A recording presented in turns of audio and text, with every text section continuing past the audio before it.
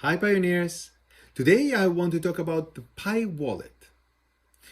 The Pi wallet will be an important milestone to enter Pi's third phase, also known as the mainnet. According to our recent announcement, rather than delaying the launch of mainnet until the entirety of Pi's utility and the entire app's ecosystem is built, we decided to independently launch mainnet as soon as possible and concurrently work on Pi's utility and ecosystem without having one blocking the other. Now, going to mainnet has a few requirements, and here are 4 important ones, but there may be more. 1. Producing a robust testnet since its nodes will transition to mainnet. The core team is working on this along with the node candidates. 2. Iterating and improving the blockchain algorithm. The core team is working on that. 3. Creating the Pi crypto wallet for pioneers to receive their mainnet Pi. We are also working on this, and today we'd like to ask you for some feedback relating to its design. 4. KYC. KYC is needed for regulatory reasons, but it's also going to help remove any fake accounts that our algorithms may miss. This will be the topic of an upcoming announcement, and just to give you a quick preview, the goal is to not leave any real pioneers behind. So let's talk about the Pi wallet now and our question for the day. A Pi wallet is a crypto wallet. So let me tell you a little bit more about crypto wallets.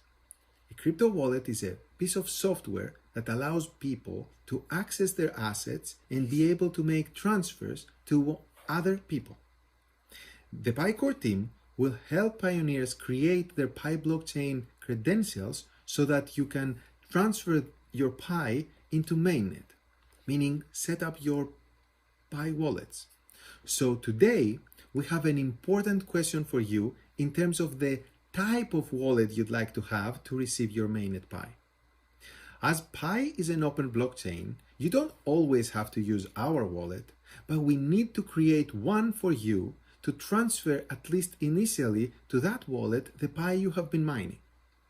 We plan to launch the Pi wallet early next year so that you can set it up ahead of mainnet and make sure it works and it is as you expect. The nodes, along with many other pioneers, will also be able to test this wallet against the testnet ahead of time. But let me try to explain the question we have for you in simple terms first, so that everyone can follow. There are generally, not just crypto wallets, but generally 2 types of wallets. The ones where you hold your assets yourself, which are called non-custodial, and the ones where you entrust your assets to someone else. They are called custodial. Let's understand these 2 in an everyday example. The wallet you have in your pocket is a non-custodial wallet because you yourself hold physical monetary bills and you have absolute custody of them. The wallet in your pocket, though, even that one, contains a reference to a custodial wallet, which may look like this.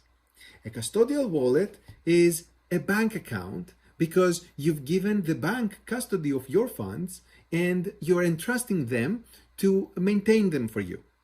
Now, that's why banks try to be very secure and avoid their servers getting hacked, because you could potentially lose funds if someone hacks their servers. Or if a bank closes down, you could also potentially lose funds. Another example of a custodial wallet is when you put your money into a cryptocurrency exchange. And the way that it works is that, at least for centralized ones, you give them custody of your funds and then they help you make transactions inside. Now, if the exchange gets hacked, you may lose assets, which is something that has happened in the past. Traditionally, people keep large amounts of money in custodial wallets, for example, bank accounts, and smaller amounts of money in non-custodial wallets, for example, in their pocket or under their mattresses or wherever they like to put them. That's because there was, until the cryptocurrencies came along, no other option.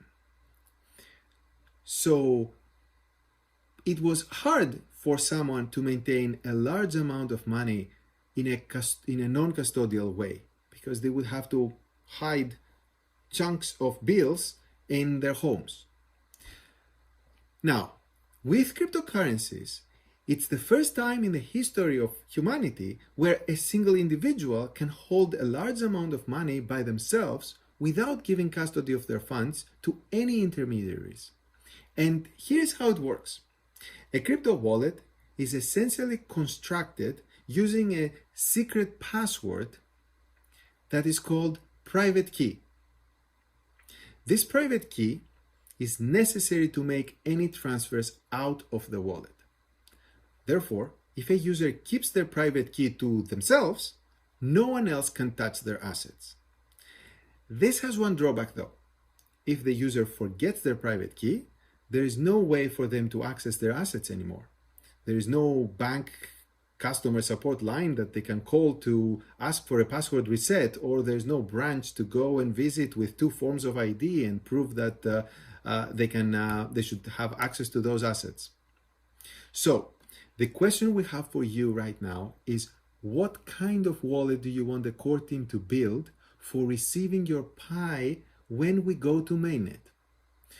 Your feedback will help us design a wallet that fits the needs of most pioneers. And in any case, keep in mind that one of the core design goals of the Pi wallet and in general the Pi core team is to make the software we make as accessible and as easy to use, regardless. We want your independent opinion on this, but as the core team, we actually prefer pioneers to have the non-custodial option, where you have 100% control of your assets.